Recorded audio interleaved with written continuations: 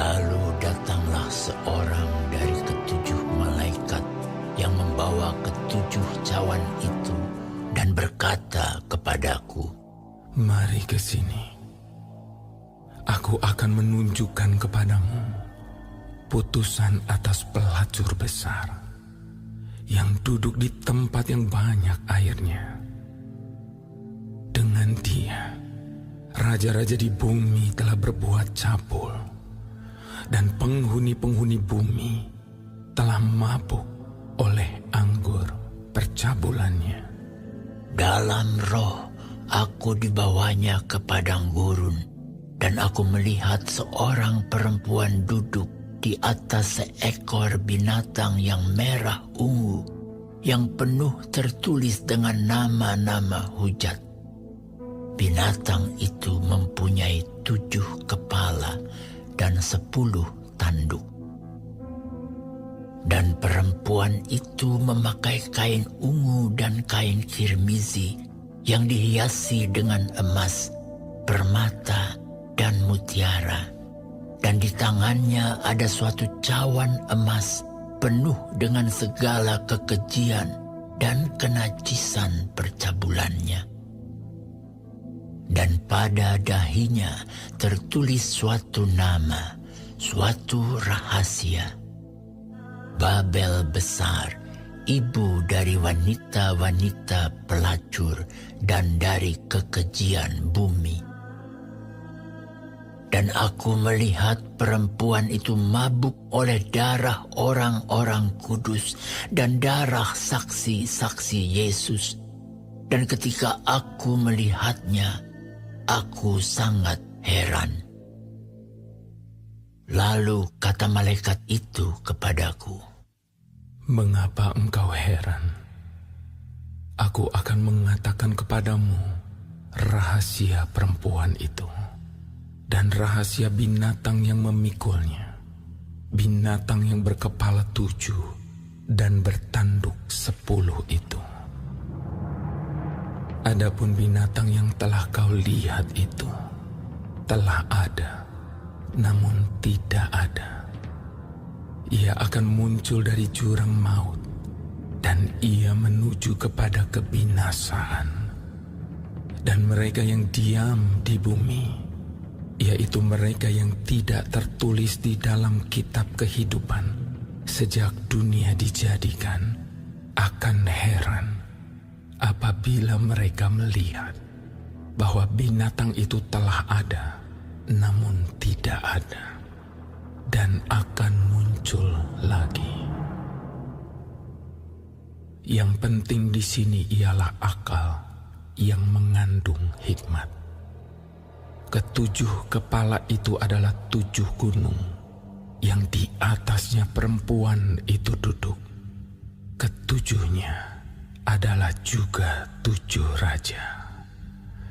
5 di antaranya sudah jatuh, yang 1 ada, dan yang lain belum datang. Dan jika ia datang, ia akan tinggal seketika saja.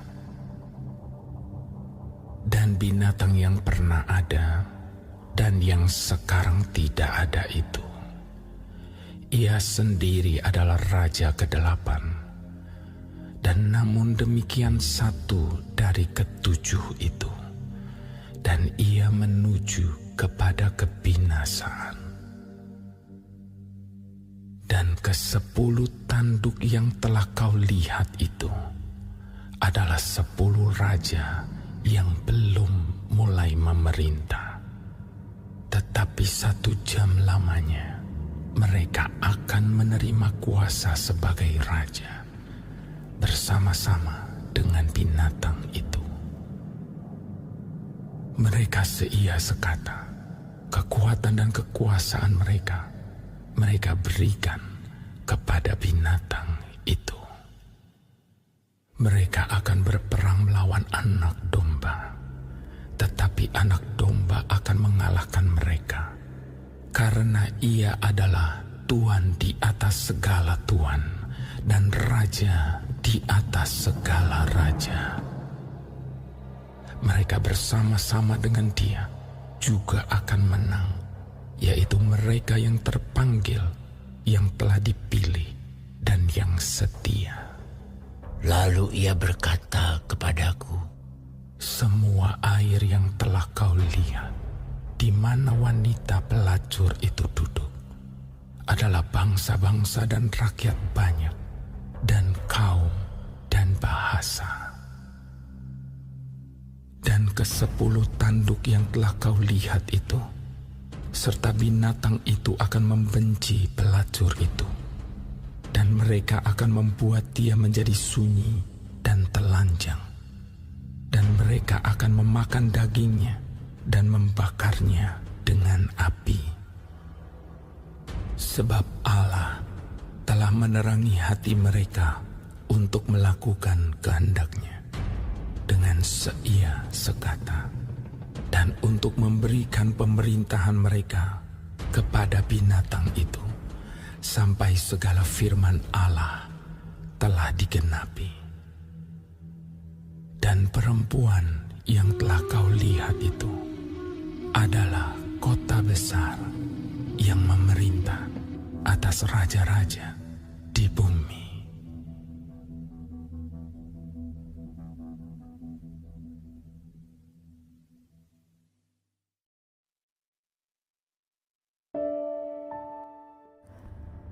Shalom saudara-saudaraku yang kekasih di dalam Tuhan Yesus. Puji Tuhan kalau kita masih diberi kesempatan hidup dan mempelajari petunjuk firman Tuhan dari Wahyu 17 mengenai penghakiman atas Babel.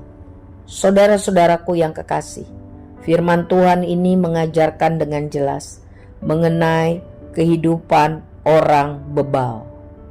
Ya. Sehingga kita umat Tuhan, gereja Tuhan, ya, harus sungguh-sungguh waspada. Ya.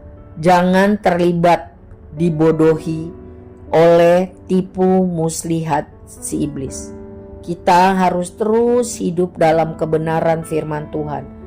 Tambah hari, tambah kudus.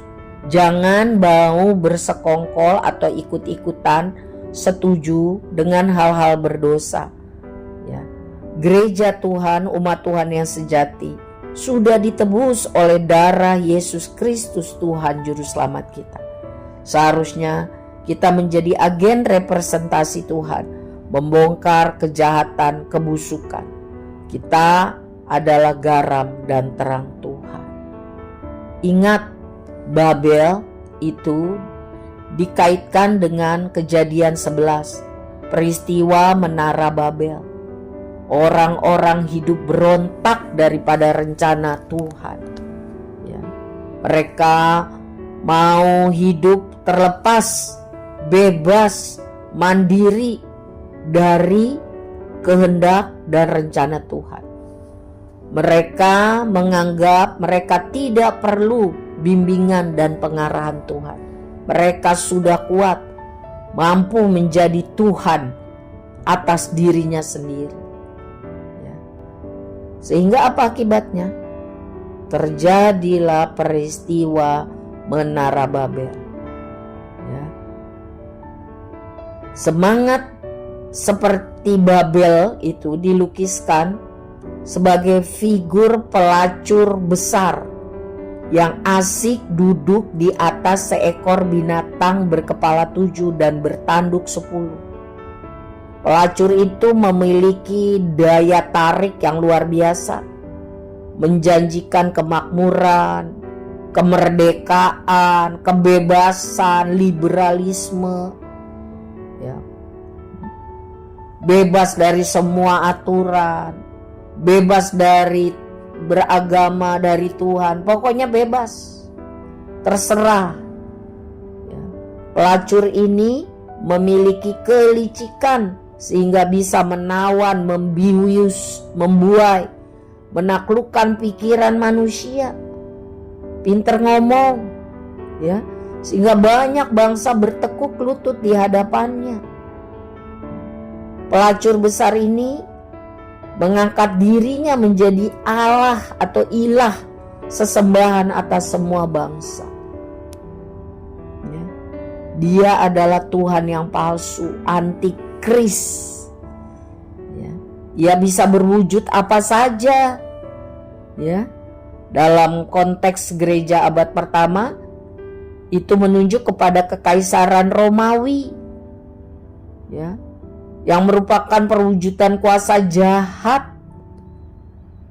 yang membius bangsa-bangsa dengan penyembahan kepada dewa-dewa, melegalkan pelacuran, ya, melegalkan pembunuhan, melegalkan kekerasan, kebengisan, pembantaian manusia, dianggap itu sebagai hiburan di Koloseum, gedung besar yang sampai hari ini masih ada di kota Roma, Italia. Jahat, kejam, karena mereka adalah agennya si jahat, yaitu iblis. Tuhan tidak lepas kendali. Tuhan tetap pemegang otoritas tertinggi, karena Tuhanlah pencipta langit, bumi, dan segala isinya. Bahkan kejahatan iblis dan orang-orang yang dipakai iblis dapat digunakan Tuhan untuk menggenapkan apa yang direncanakannya tentang keadilan, pembelaan Tuhan, lawatan Tuhan bagi orang-orang benar, gereja Tuhan. Iblis dihancurkan, penghukuman bagi bangsa-bangsa yang sombong dan tidak mau bertobat. Saudara baca sejarah, kita akan melihat dan dapat menyaksikan bahwa Tuhan itu sungguh berkuasa, berdaulat atas sejarah manusia. Jadi mari kita sungguh-sungguh hormat kepada Tuhan. Jangan separuh Tuhan, separuh yang lain, separuh iblis. Mari kita dengan segenap hati, segenap roh dan jiwa dan kekuatan mendengarkan firman Tuhan dan mempraktekkannya. Tuhan menolong kita untuk percaya, taat, dan setia. Amin.